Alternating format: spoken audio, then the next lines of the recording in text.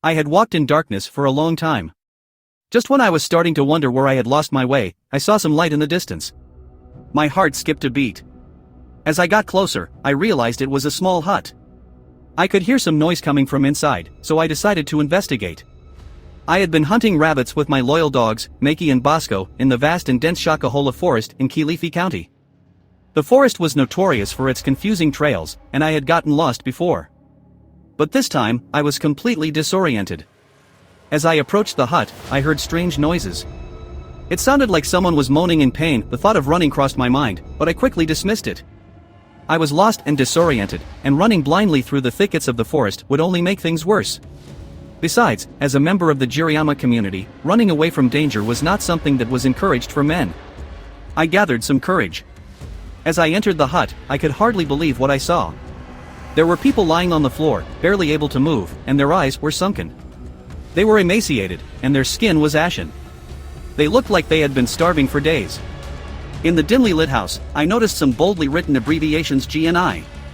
I was worried and confused, but I quickly noticed a small boy who had a bit of energy left in him. He explained that they belonged to a cult led by Pastor Mackenzie. The cult doctrine dictated that they should starve themselves to death in order to meet Jesus. No sooner had he started explaining, when I heard the sound of a car pulling up outside. The boy's face went pale, and he motioned for me to hide. I could see the fear in his eyes, and I knew that something was not right. I peered through a crack in the boarded-up window and saw a car pull up. The driver was none other than the cult leader, Pastor Mackenzie. He was accompanied by several men and women, all of whom looked pale and emaciated. Bosco and Makey started to whine, and I knew that I had been discovered.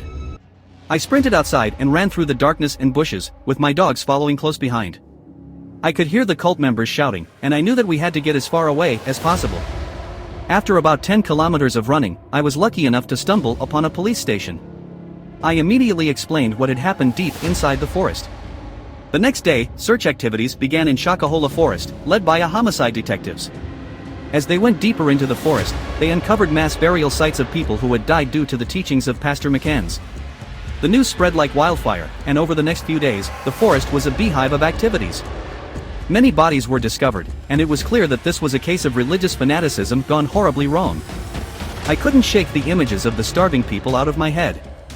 I was grateful that I had escaped and that my dogs, Makey and Bosco, had stayed with me through it all. I knew I would never forget the horrors that I had witnessed in Shakahola forest. Thanks for joining me on this journey of storytelling. The PDF script can be downloaded from our YouTube channel description. Stay tuned for more captivating stories in the future. And don't forget to like and share these stories with anyone who could benefit from them. See you next time.